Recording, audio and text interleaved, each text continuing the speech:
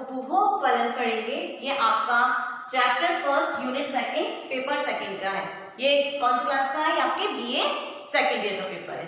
ठीक है, आज हम पढ़ेंगे उपभोग फलन। इसको हम इंग्लिश में बोलते हैं कंजप्शन फंक्शन। तो सबसे पहले अपन इसका मीनिंग देखेंगे। आइए, फर्स्ट उपभोग फलन का अर्थ। उपभोग फलन होता क्या है?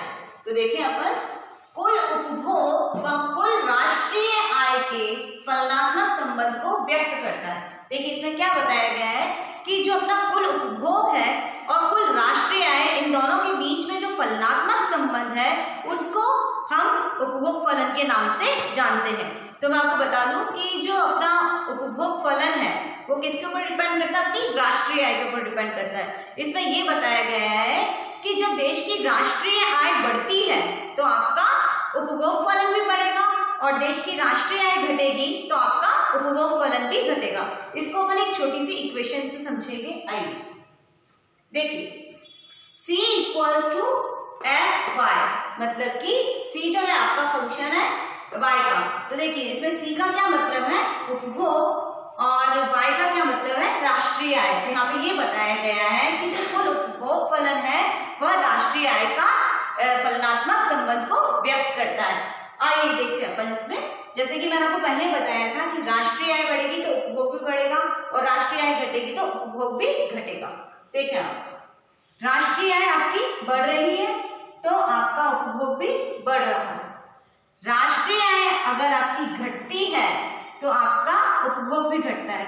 पर वास्तविकता में जो व्यावहारिक जीवन की अगर अपन बात करें, ये तो अपनी किताबी बातें हो गई, पर अगर व्यावहारिक जीवन की बात करें तो क्या बताया गया है कि जब राष्ट्रीय आय अगर आपकी बढ़ती है तो उसके कंपैरिजन में जो उपभोग है वो बहुत कम बढ़ता है। क्यों? क्योंकि अगर कोई व्यक्ति है उसको जो अपनी मासिक आय प्राप्त होती है तो पूरी की पूरी आय को उपभोग पर खर्च नहीं करेगा। क्यों?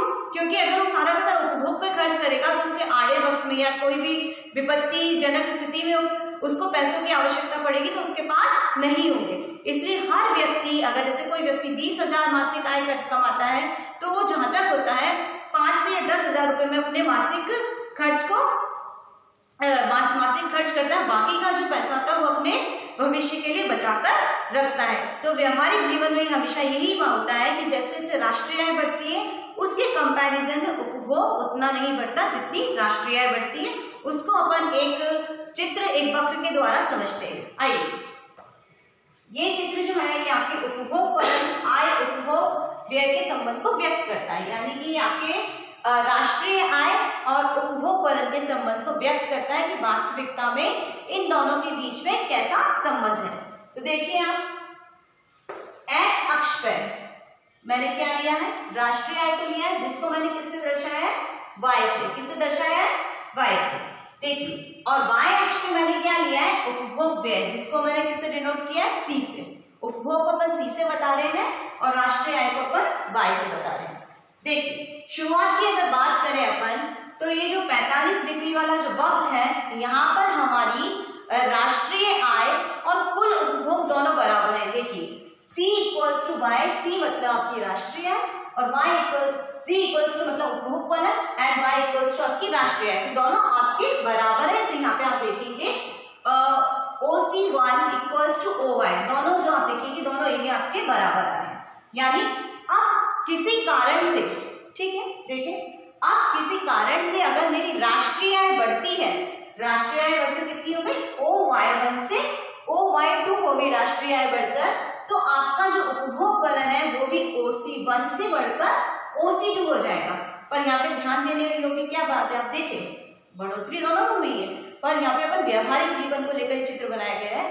तो आप देखें, राष्ट्रीय आय Y1 से Y2 और उपभोग में C1 से C2, दोनों बड़े जरूर है, पर जो राष्ट्रीय आय ज्यादा बड़ी है Y1 Y2, और C1 C2 आप देखेंगे उपभोग फलन तो आपका इतना बड़ा है और राष्ट्रीय आय आपकी इतनी बड़ी है। तो यहाँ पे ये बताया गया है कि जो C1 C2 is less than Y1 Y2, यानी कि जो उपभोग फलन में जो बढ़ोतरी हुई है वो राष्ट्रीय आय के मुकाबले कम हुई है। बड़े दोनों हैं, पर व्यवहारिक जीवन की बात करते हैं तो पर राष्ट्रीय आय के मुकाबले में जो उपभोग फलन है वो आपका कम व्यक्त हुआ है। इसीलिए यहाँ पे बताया गया है, देखिए delta y is greater than delta C, यानी कि जो राष्ट्रीय आय है वह राष्ट्रीय उपभोग से ज्यादा बड़ी है। तो इस प्रकार से यहाँ पे यही बताया गया है चित्र के हिसाब से कि जैसे जैसे आपकी राष्ट्रीय आय बढ़ेगी उसके मुकाबले में आपका जो उपभोग स्तर है वो बढ़ेगा तो सही, पर उतना नहीं बढ़ेगा जितना राष्ट्रीय आय बढ़ती है। और यहाँ पर जो सीसी कर्व है C = A+B/, ये आपका उपभोग फलन वक्र को व्यक्त करता है। तो इस प्रकार से इस चित्र में यही बताया गया है कि राष्ट्रीय आय में बढ़ोतरी होती है, पर कितनी राष्ट्रीय आय में बढ़ोतरी आपकी अधिक होगी और उपभोग फलन में बढ़ोतरी उसके मुकाबले में कम होगी। तो ये आपका उपभोग फलन का मीनिंग था और ये आपकी डायग्राम थे। बाकी का अपन नेक्स्ट क्लास में पढ़ेंगे। Thank you.